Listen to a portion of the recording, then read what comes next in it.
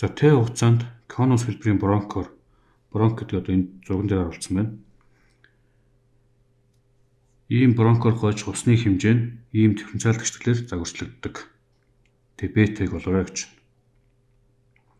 За тэр G гэдэг нь болохоор 981 м/сек квадрат буюу чөлөө томлолтын хурдтал. За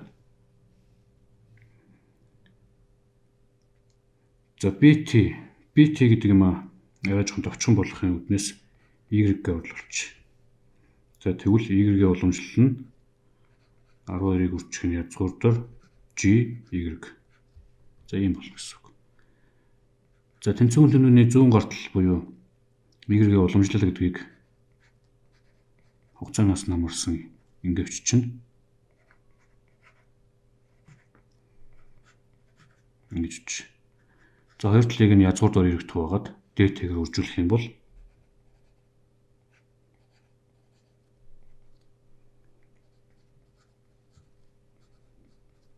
ийм болно.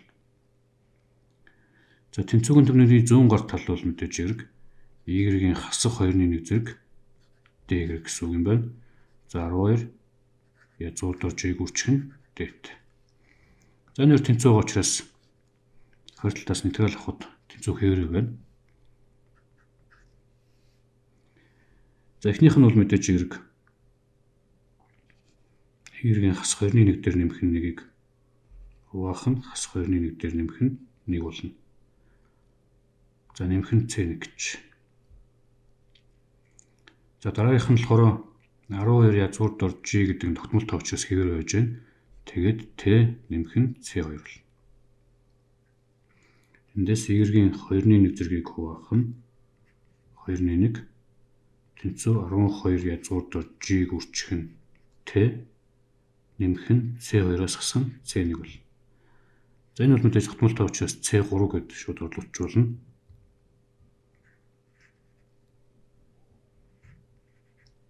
Тэнцвэрийн тэмдэгний зүүн гартал нь болохоор 2-1 тооноо гэдэг чинь 2-оор үржүүлнэ гэсэн үг. Тэгэхээр ийм болох нь. За хоёр талыг нь 2 хуваах юм бол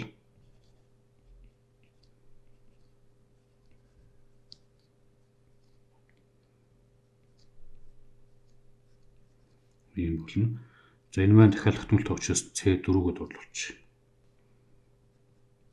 За одоо хоёр талыг квадрат зэрэгжүүлвэл Y гэдэг маань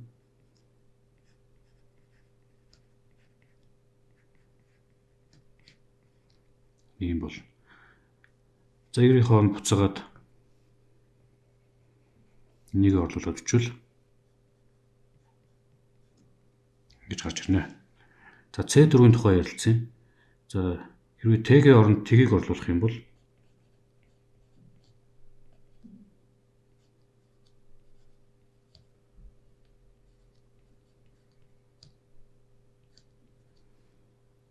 ийм буюу эндээс C4 гэдэг нь болохоор язгуурдаар B тэг гэж гарч ирнэ. За тэгээ энийг буцаад энд нь орлуулаад авчвал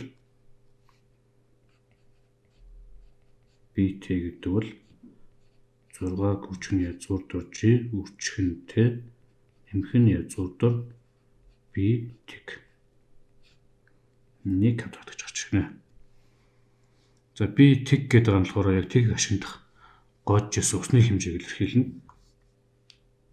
Хэрвээ яг эхлэх үедээ гойжог байсан гэвэл энэ тэг болно. Гойж хуяас нь авсан гэх юм бол яг хэд секундээс нь аварсан. Тэрнээс хамаарат энэ тон янз бүр байж болно. Тэгэхээр шууд энэ чигээр нь л харах юм байна. За энэ бол 57 дугаар бодлого. За 58 дугаар бодлого санийхтай адилхан. За ST гэдэг юм аа. Y-г орлуулчих. Тэгвэл Y-ийн уламжлал нь 0.1 Y болно.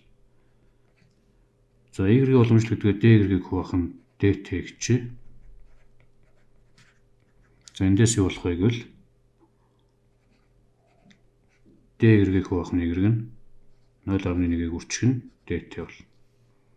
За мэдээж хоёр талаас нэтгэл авчихад тэнцүү хэвээр явах ёстой. За эндээс тэнцвэрийн зүүн гартал бол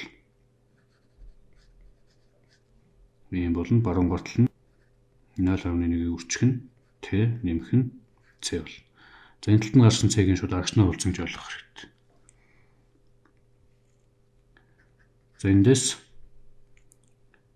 Y-ийн модуль гэдэг бол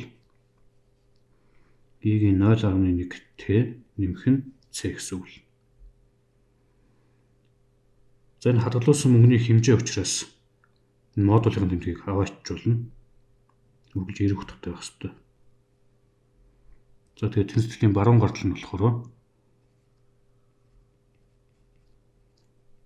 Y-ийн С гэсэн үг болно. За энийг мэдээж эрэг тогтмол товчоос C1 гэдээ орлуулчих. Тэгэх юм бол C1-ийг үржих нь Y-ийн 0.1 Т гэж гарч ирнэ.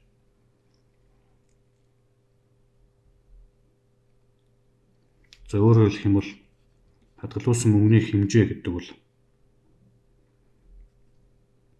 C1-ийг үржих нь Y-ийн 0.1 Т.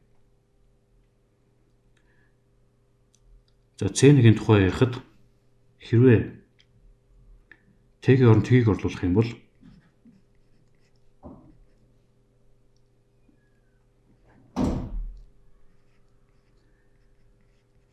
C1 гэж гарч ирнэ. C1 нь өөрөөр хэлэх юм бол энэтэй тэнцэх юм байна. Энэтэй тэнцэнэ гэдэг чинь үгс үгээр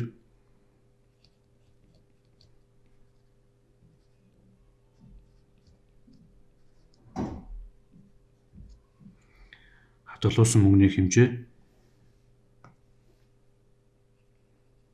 хугацаанаас хамаарсан ийм функцээр илэрхийлэгдэнэ гэсэн үг.